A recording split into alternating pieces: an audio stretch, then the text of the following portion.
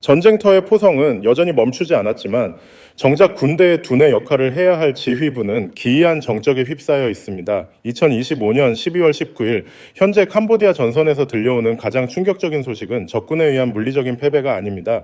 그것은 바로 지휘부의 실종과 통제력의 완전한 상실이라는 초유의 사태입니다. 전쟁이 길어질수록 군대는 총알이 떨어지기 전에 구조부터 무너진다는 역사의 교훈이 지금 캄보디아에서 현실로 드러나고 있습니다. 전선의 병사들은 목숨을 걸고 참호를 지키고 있지만 그들에게 명령을 내려야 할 고위 장성들의 의자는 비어가고 있습니다. 이것은 단순한 전술적 후퇴가 아니라 국가라는 시스템 자체가 내부에서부터 증발하고 있다는 무서운 신호입니다. 오늘 우리는 전선에서 피를 흘리는 병사들을 뒤로하고 자신들만의 퇴로를 열기 위해 쿠데타를 모의하거나 은밀한 탈출을 준비 중인 캄보디아 군부 요직 인사들의 행적을 심층 분석하겠습니다. 최근 로이터와 아시아타임즈를 포함한 주요 외신들이 공통적으로 주목하는 지점은 캄보디아 군부 내부에 발생한 심각한 균열입니다. 외교 분석가들은 현재 캄보디아의 상황을 전쟁 포기 신호로 해석하고 있습니다. 가장 먼저 포착된 이상 징후는 지휘 통제의 완전한 단절입니다. 해외 군사 전문 매체들의 보고에 따르면 캄보디아 국방부와 주요 작전 사령부 사이의 교신량이 특정 시점을 기점으로 급격히 감소했습니다. 이는 통신 장비의 결함이 아니라 명령을 내려야 할 주체가 사라졌음을 의미합니다. 정보 소식통에 따르면 캄보디아 군부의 핵심 인사들이 전선의 패배에 대한 책임을 서로에게 떠넘기기 시작하면서 지휘 체계는 사실상 마비 상태에 빠졌습니다. 특히 일부 고위 장성들이 전후 전범 재판이나 정치적 숙청을 피하기 위해 인접 국가의 정보기관과 접촉하고 있다는 정황이 포착되면서 사태는 걷잡을 수 없이 커지고 있습니다. 외신 보도에 따르면 소위 문서 1119라고 불리는 비공식 문건의 존재가 거론되고 있습니다. 이 문건에는 전쟁이 통제불능 상태에 빠질 경우 고위 관료와 그 가족들이 안전하게 국외로 탈출하기 위한 구체적인 경로와 자산 이동 계획이 담겨 있다고 합니다. 전방의 병사들이 보급품 부족으로 고통받는 동안 수도 프놈펜의 권력자들은 자신들의 금괴와 외화를 해외로 빼돌리는 데 혈안이 되어 있다는 증언이 잇따르고 있습니다. 이러한 행태는 군 조직의 기강을 뿌리째 흔들고 있습니다. 중간 지휘관들은 상급 부대의 명령이 내려오지 않자 각자 도생의 길을 선택하고 있으며 이는 전선의 방어선이 힘없이 무너지는 결정적인 원인이 되고 있습니다. 위성 사진 분석 결과 캄보디아군 주요 거점에서의 병력 이동은 체계적인 작전이 아니라 무질서한 흩어짐에 가깝다는 평가가 지배적입니다. 더욱 심각한 것은 군부 내 요직 인사들이 자신들의 생존을 담보하기 위해 쿠데타를 모의하고 있다는 분석입니다. 현재의 최고 통치권자가 전쟁 패배의 책임을 군부에게 돌리려 하자 이에 반발한 장성들이 선제적인 행동에 나서려 한다는 것입니다. 외교 전문지들은 최근 프놈펜 인근 공항과 주요 도로에서 목격된 비정상적인 병력 이동이 외부 적을 막기 위한 것이 아니라 내부의 권력 투쟁을 위한 포석이라고 분석합니다. 전쟁 중에 지휘부가 서로에게 총구를 겨누는 상황은 병사들에게 절망감을 안겨주고 있습니다. 전선의 한 장교는 소셜미디어를 통해 우리가 누구를 위해 싸우고 있는지 모르겠다는 글을 남기기도 했습니다. 이는 군대가 군대로서 기능을 상실했음을 보여주는 단면입니다. 지휘부의 이러한 무책임한 태도는 오랜 기간 정치 권력과 밀착되어 온 캄보디아 군부의 구조적 한계에서 비롯되었습니다. 평시에는 이 밀착 관계가 체제 안정을 유지하는 수단이었지만 전시라는 극한 상황에서는 책임 회피와 이권 챙기기로 변질된 것입니다. 군 고위층은 국가의 안보보다 자신들이 축적한 부와 권력을 지키는 것을 우선시하고 있습니다. 해외 정보기관들은 캄보디아 군부의 주요 인사들이 이미 제3국으로의 망명을 타진했거나 비밀리에 가족들을 출국시켰다는 보고서를 내놓고 있습니다. 전쟁터에서 사기가 떨어지는 가장 결정적인 순간은 병사가 패배했을 때가 아니라 지휘관이 자신들을 버렸다는 것을 깨달았을 때입니다. 현재 캄보디아 군이 처한 위기는 바로 이 지점에서 시작되었습니다. 명령 체계가 정지 상태에 들어가면서 전술적 학습 능력 또한 사라졌습니다. 전쟁은 상대의 패턴을 읽고 대응하는 과정이지만 현재의 캄보디아군은 과거의 실패를 반복하고 있을 뿐입니다. 정보가 위로 전달되지 않고 명령이 아래로 내려오지 않는 구조 속에서 군대는 단순한 무장 집단으로 전락했습니다. 이는 인접한 태국군이 현대화된 지휘 통제 시스템을 바탕으로 유연하게 대처하는 것과 극명한 대조를 이룹니다. 장비의 차이보다 무서운 것은 조직 문화와 책임 구조의 차이입니다. 한국군이 수십 년간 지휘 통제 자동화와 실전형 훈련을 강조하며 구조적 안정성을 추구해온 이유가 바로 여기에 있습니다. 군대는 용기로 버티는 것이 아니라 견고한 구조로 버티는 것이기 때문입니다. 그리고 지금 캄보디아에서는 그 구조의 가장 윗부분인 머리가 먼저 썩어 문드러지고 있습니다. 군대라는 조직이 국가의 안보가 아닌 특정 집단의 사익을 지키는 도구로 전락했을 때 발생하는 비극은 지금 캄보디아 군부의 모습에서 적나라하게 드러나고 있습니다. 캄보디아 군부의 핵심 구조를 들여다보면 이들은 단순한 군인이 아니라 거대한 비즈니스 집단에 가깝습니다. 수십 년간 지속된 정치권과의 밀착은 장성들에게 막대한 경제적 이권을 안겨주었으며 이는 평시에는 체제를 유지하는 강력한 결속력이 되었습니다.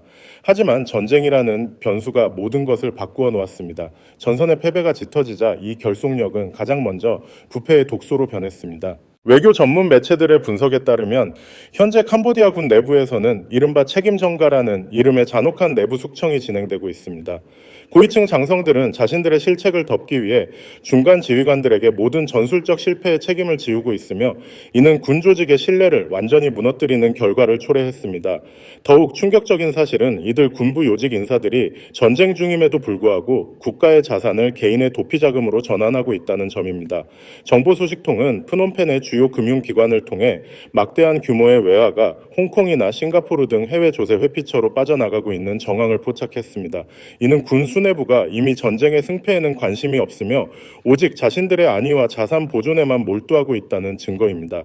전방에서 낡은 소총 한 자루의 의지에 버티고 있는 병사들에게 가야 할 군수물자와 예산이 권력자들의 해외 망명 자금으로 둔갑하고 있는 현실은 단순한 부패를 넘어선 반국가적 범죄에 가깝습니다. 이러한 행태가 외신을 통해 보도되면서 국제사회의 비난은 물론 내부적인 반발도 거세지고 있습니다.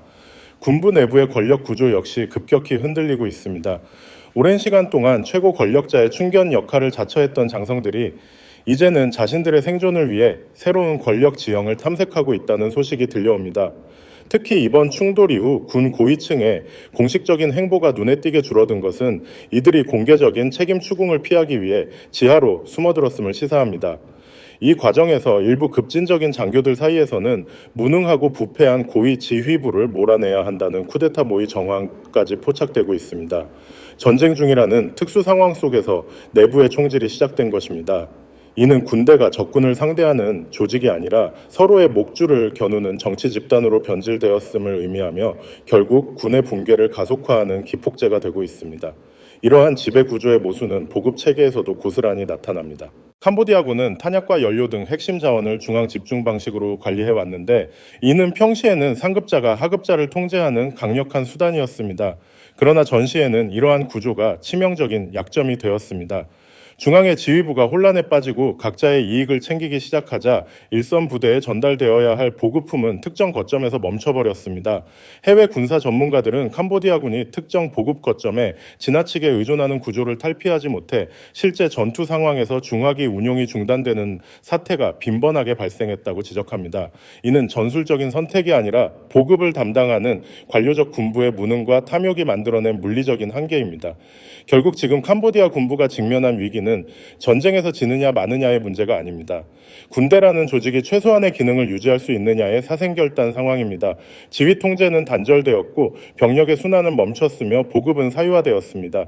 책임은 아래로 떠넘겨지고 학습 능력은 마비되었습니다. 이 5가지 핵심 요소가 동시에 무너진 군대는 더 이상 국가를 지키는 방패가 아닙니다. 그것은 단지 붕괴를 기다리는 거대한 모래성일 뿐입니다. 대한민국 시청자 여러분께서 보시기에 이 장면이 낯설지 않은 이유는 우리가 수십 년 동안 왜 그토록 철저하게 군의 정치적 중립과 지휘 체계의 현대화를 강조해 왔는지 그 이유를 극명하게 보여주기 때문입니다. 전쟁은 용맹한 개인의 용기로 이기는 것이 아니라 투명하고 견고한 국가 시스템의 힘으로 이기는 것입니다. 그리고 지금 캄보디아에서는 그 시스템이 가장 추악한 방식으로 해체되고 있습니다. 지휘부가 떠난 빈자리에는 결국 버려진 병사들의 처절한 절망만이 남게 되었습니다. 이제 시선을 전방의 참호로 옮겨보면 사태의 심각성은 더욱 극명하게 드러납니다. 명령 체계가 무너진 군대에서 가장 먼저 사라지는 것은 승리에 대한 의지가 아니라 생존을 위한 본능적인 공포입니다. 외신 군사 분석 자료에 따르면 캄보디아 전선의 일부 부대들은 교대 병력도 없이 72시간 이상 동일한 지역에 고정 배치된 채 방치되었습니다. 이는 단순한 병력 운용의 실수가 아니라 후방의 지원 시스템이 완전히 가동을 멈췄음을 의미합니다. 잠도 자지 못하고 제대로 된 급식조차 받지 못한 채 적군의 포화 속에서 홀로 남겨진 병사들에게 국가라는 존재는 이미 희미해진 지 오래입니다. 사회 관계망 서비스와 지역 영상 등을 통해 공개된 전선의 모습은 참담하기 그지없습니다. 무장은 하고 있지만 방어태세는 이미 느슨해질 대로 느슨해졌으며 병사들의 눈빛에서는 더 이상 군인으로서의 자부심을 찾아볼 수 없습니다. 군대에서 사기가 떨어지는 순간은 패배했을 때보다 명령을 기다리지 않게 되었을 때 더 위험합니다. 병사들이 지휘부의 명령이 더 이상 자신들을 지켜주지 못한다는 사실을 깨닫는 순간 군대는 질서 있는 조직이 아니라 단순한 무장 집단으로 전락합니다. 현재 캄보디아 전선에서는 상관의 지시를 거부하거나 탈영하는 사례가 급증하고 있으며 이는 도미노 현상처럼 전 전선으로 확산되고 있습니다. 지휘관들이 자신들의 안위를 위해 퇴로를 모색하고 있다는 소문이 전선에 퍼지면서 병사들 사이에서는 우리가 왜 죽어야 하는가라는 근본적인 의문이 터져 나오고 있습니다. 이러한 심리적 붕괴는 그 어떤 첨단 무기보다 강력하게 군대를 파괴합니다. 적의 총탄에 쓰러지는 것보다 아군의 배신에 무너지는 것이 훨씬 더 빠르고 치명적이기 때문입니다. 이 지점에서 우리는 다시 한번 구조의 중요성을 생각하게 됩니다. 전쟁은 인간의 용기만으로 치르는 것이 아니라 보급과 순환 그리고 신뢰라는 정교한 시스템으로 치르는 것입니다. 캄보디아 군부의 사례는 시스템이 부재한 군대가 얼마나 쉽게 와해될 수 있는지를 보여주는 반면교사입니다. 이와 대조적으로 대한민국 군이 수십 년간 공을 들여온 지휘 통제 자동화와 합동 작전 체계 그리고 병력 순환 시스템은 바로 이러한 극한의 상황에서도 군의 기능을 유지하기 위한 안전 장치입니다. 특히 대한민국 공군이 보여주는 작전 수행 능력은 단순히 좋은 전투기를 가졌기 때문이 아닙니다. 레드플래그와 같은 대규모 다국적 연합훈련을 통해 실전적인 지휘 역량을 키우고 창공 모델과 같은 첨단 시뮬레이션 프로그램을 통해 발생 가능한 모든 변수를 사전에 통제하는 능력을 갖췄기 때문입니다. 한국 공군의 PHI 공들은 단순히 기체를 조종하는 기술자를 넘어 복잡한 전술 상황을 스스로 판단하고 결심할 수 있는 고도의 전술가로 육성됩니다. 이는 중앙의 명령이 끊겨도 현장에서 최선의 판단을 내릴 수 있는 유연한 지휘 구조를 뒷받침합니다. 만약 캄보디아군이 이러한 현대적이고 민주적인 군 구조를 가졌더라면 지휘부 몇 명의 일탈로 군 전체가 마비되는 사태는 일어나지 않았을 것입니다. 하지만 권력을 독점하고 책임을 회피하는 데 익숙한 캄보디아 군부의 낡은 구조는 전시라는 거대한 시험대 위에서 처참하게 낙제점을 받았습니다. 학습 능력이 거세된 조직은 상대의 전술 변화에 대응하지 못하고 동일한 실수를 반복하며 아까운 병사들의 목숨만을 낭비하게 됩니다. 이제 전선에서는 군복을 벗어던지고 민간인 사이에 숨어드는 병사들이 늘어나고 있다는 보고가 잇따르고 있습니다. 이는 군대가 국가를 지키는 보루로서의 기능을 완전히 상실했음을 알리는 마지막 경고음입니다.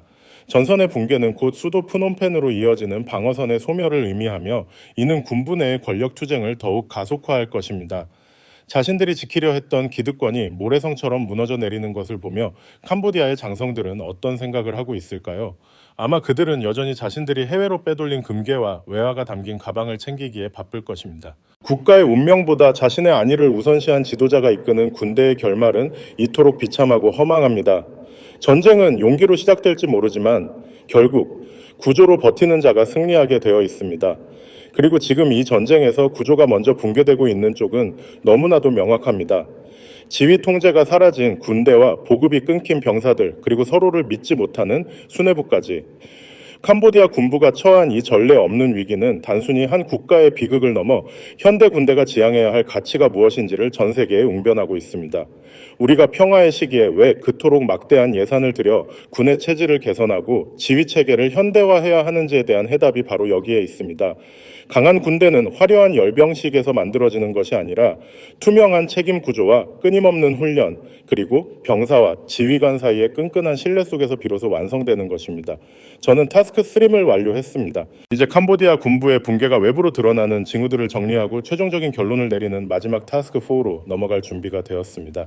이 내용이 만족스러우신가요? 확인해 주시면 전체 내용을 마무리 짓는 마지막 단계를 진행하겠습니다. 결론적으로 지금 캄보디아 군부가 맞닥뜨린 위기는 단순히 전선에서 밀려나고 있다는 전술적 차원의 문제가 아닙니다. 그것은 군대라는 조직이 국가를 수호하는 공적 기구로서 기능을 상실하고 사적 이익을 쫓는 집단으로 완전히 해체되었음을 의미합니다. 지휘 통제의 단절과 병력 순환의 부재, 그리고 사유화된 보급 체계와 책임 회피의 구조는 군대를 안에서부터 썩게 만들었습니다.